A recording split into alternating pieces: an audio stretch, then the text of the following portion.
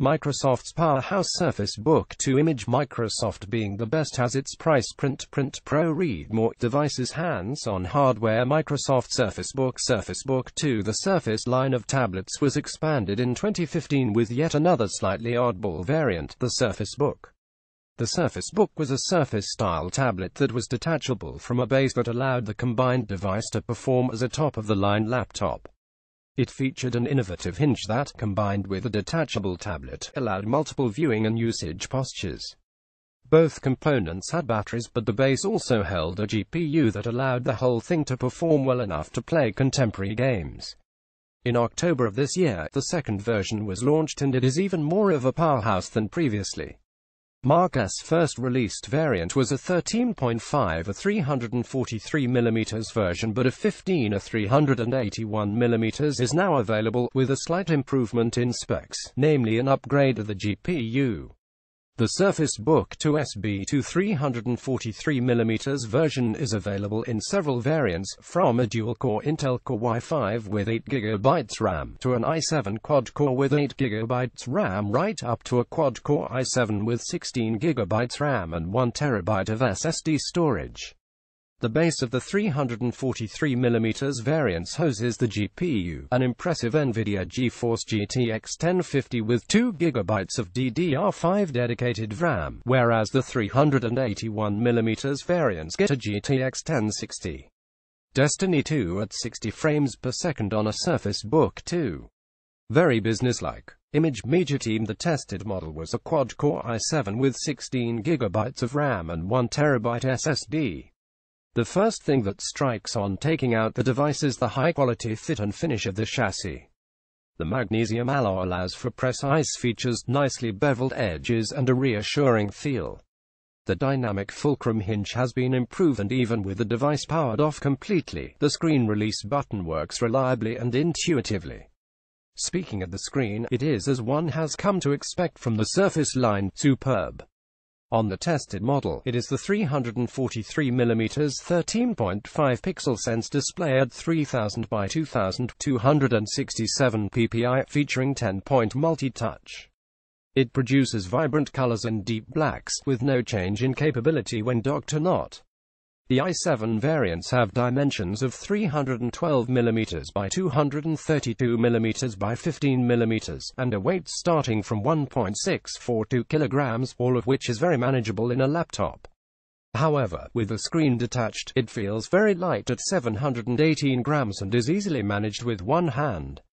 All of the usual features are here, from the Windows Hello facial recognition camera to a forward-facing 5MP standard camera and rear-facing 8MP one. A raft of sensors include ambient light, proximity, accelerometer, gyroscope and magnetometer. There is a full-size SD card reader, 2 USB 3.1 ports and the Surface connector. Gone is the mini DisplayPort in favor of a USB Type-C connector. On the screen component is a standard 3.5mm headphone jack, the only connector present. Type-C. First, the USB Type-C is a first for the Surface line, but while some have lamented the loss of the mini DisplayPort, the Surface dock still provides multi-screen capabilities via the Surface connector. It could be argued that not being able to connect an external screen directly to the SB2 is a flaw, but there are already reasonably priced adapters that go from USB Type-C to HDMI and such, so it is not so much of an issue. Another criticism has been the omission of the Surface Pen, it now being an extra. Again, many people would not have use for the pen, so it is possibly a sensible approach to take. In use, the SB2 is as you would expect from any quad-core contemporary chip, supported by a bucket of RAM and a vast SSD. It is smooth, responsive and fast.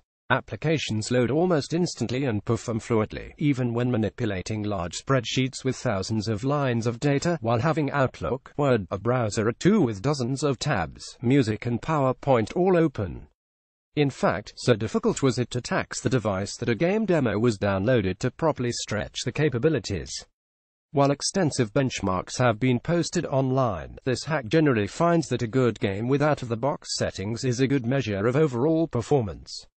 With some 45 gigabytes of Destiny 2 demo downloaded, I recall when Quake was less than 10 megabits, I dived in and completed the first mission without even noticing that it was churning out a decent 60-odd frames per second at 3000 by 1955 resolution. That may not sound terribly relevant in a business-oriented review, but it indicates that even with the likes of video editing, 3D rendering, or VR usage, this is a powerful device that will do it all. The combination of top-featured laptop, right down to the 105mm by 70mm trackpad, as well as the full touch interface, means that this is a multi-talented, multi-usage machine that fulfills all roles. It is as powerful as a desktop, as intuitive as a pure tablet, and more versatile than any laptop. However, all of that capability, especially dressed as sharply as this, comes at a price. The tested variant retails here for €3,549, including VAT. That is a lot. Comparisons by comparison, a MacBook Pro with a similar processor, but half the SSD storage costs €3,399. So the SB2 is not wildly outside of expectations, but it is still quite a hefty price tag for a laptop, albeit one as diversely capable as this. As this is firmly aimed at top-level professionals, another way to look at it is the 5-year hardware cycle.